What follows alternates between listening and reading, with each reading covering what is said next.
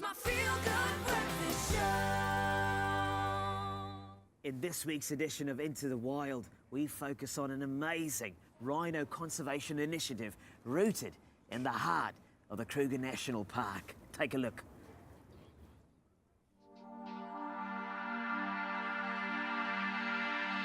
The Kruger National Park is the largest game reserve in Africa, spanning nearly 2 million hectares. Every day, the task of keeping the animals and visitors from around the world safe falls on the shoulders of the park rangers. Out here in the beautiful wilderness at the Kruger National Park, the first crack of sunlight over the horizon indicates the start of a ranger's day. It's an early one, and as you can imagine, there is tons to look forward to. So let's get the day started. The backbone of nature conservation is seated in the Ranger Corps. Their long list of responsibilities includes anti-poaching efforts, river management and eradication of alien plants. Now, all the animals in the park are wild, but even an untamed beast needs a bit of care. So conservation is a cornerstone of a ranger's job. Think of it as somewhat of a doctor's checkup, but instead it's a full-on operation. The Kruger National Park has the highest concentration of rhinos on the planet, and it takes a large team to successfully and safely dart and sedate a rhino for medical purposes.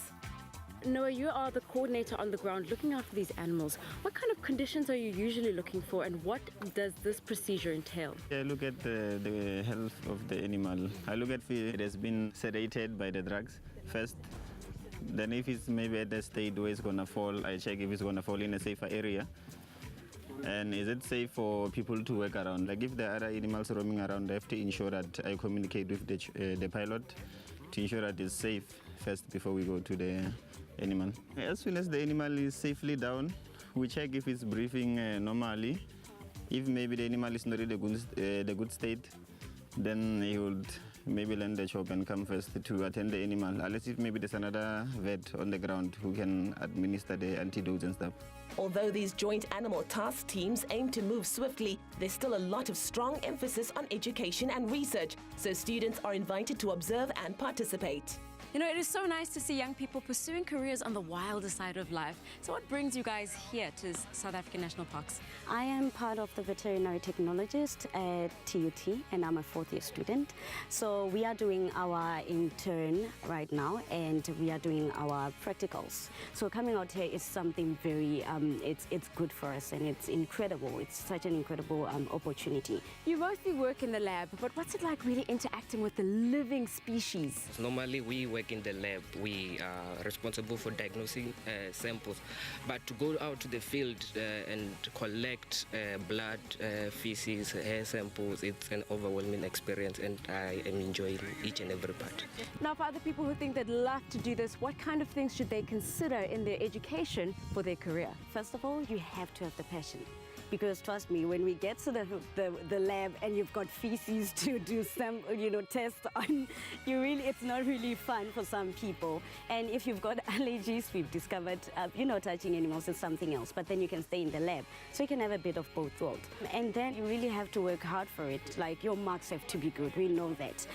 And TUT is the only university right now in South Africa offering that. So we are quite select. So if a student wants to do that, they'll be part of, that small group of students who are doing something very good, especially when it comes to conservation of animals and their diseases and trying to prevent outbreaks and all of that. Caring for the general well-being of these incredible creatures is all in a day's work for the rangers at Kruger National Park, and we applaud their efforts to make sure we can enjoy and appreciate our wildlife. It's my feel-good breakfast show. We go from cake to cake here because we are continuing our look into the rhino conservation efforts taking place at the Kruger National Park. From a bird's eye view, one appreciates the splendor of the animal kingdom at the Kruger National Park. It's no wonder there are 22 different ranger sections with varying functions to keep everything safe and sustainable. So we've seen the eyes in the sky and met the boots on the ground. And while some of us think the expression man's best friend only applies to those of us in the suburbs, there is actually a special unit on all paws that's playing its part in the protection efforts for wildlife. Gavin, you have such a beautiful dog here, but what exactly is the need for these dogs in the wild? And what's the training like?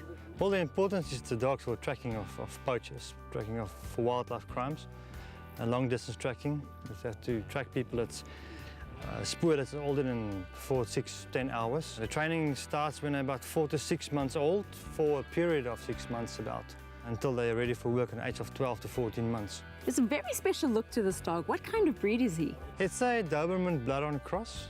So what we will do is we will cross a Doberman Bloodhound female. It will give you a bit of an athletic body and a bit of a Bloodhound ears and head. This ears hangs down. It will concentrate the smell into the nostril sections, and that's important for him to keep the smell up. The smell will get stuck between the skins. So that's why the ears and the nostril is so important for us, the sizes of the dog. For some of the best insights and stories on both the animals and the dedicated Ranger Corps, one simply has to hop on a game drive with an honorary ranger in the park.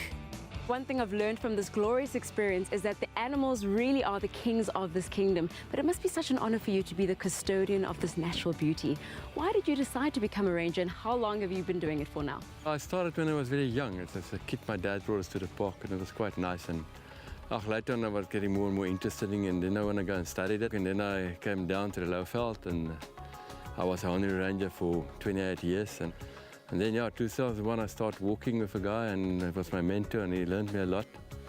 And since then, it's just a passion for me to go out and enjoy it, give something to the people that I experience. So your working day is quite different from normal people. What are some of the perks of your day? There's a lot of different activities in the park. But normally it's getting up early if you're on your trails, get your guests to go out, explain to them what's happening, then you go on walks, give interpretation to them, give them something special out of nature. There's a lot of guys don't know what's happening in the bush, and then hopefully when you're sending them back, they take some part of it back to the cities. As guests see the animals in postcard moments without worry, it's a sign to the rangers of a job well done, a job the specialized anti-poaching unit takes very seriously. Freaky, this park seems to run like a well-oiled machine, but what unit are you in charge of, and what's it all about? What we basically do is we have two legs. One leg physically investigates incidents and gather information on poaching syndicates, and the other leg do the physical investigations on the ground of the poaching scenes, and which is my responsibility. We had to evolve. We need to be more cleverer than the poacher, both from an operational point of view and an investigative point of view, because they continually change their tactics as well. What part does the public play in all of this? The public can assist by helping to supply us with information on poachers, syndicates, people that help themselves and involve themselves in these crimes. And then secondly, wherever there is fundraising exercises, is to support that, because, it doesn't go to sandparks, it goes to people who's involved with sandparks and who knows where to apply those funding and equipment. In just one decade, over 7,200 rhino have been lost to poaching, and thankfully, rhino poaching numbers are in a decline because of anti-poaching efforts. So what is the frequency of crime season incidences that you're seeing, and how have you had to evolve to keep up with them? The frequency is much lower now than it was, say, a year ago over the last 4 years. The frequency of incidents per day is around about 1.5 rhino lost per day, in comparison with 1.8 and 2 incidents a year or two ago. You need to stay ahead of the poacher. As we have success, they change their tactics. At the end of another beautiful day in the Kruger National Park, animals roam and visitors feel safe to take in the sights. It's all thanks to the dedicated rangers who want to share the wildlife beauty. It's my feel-good breakfast show. It's our final Into the Wild segment, and Tenji found out a lot more about rhino tears, rhino conservation, and they're at the forefront of the cause. Here's what she had to say.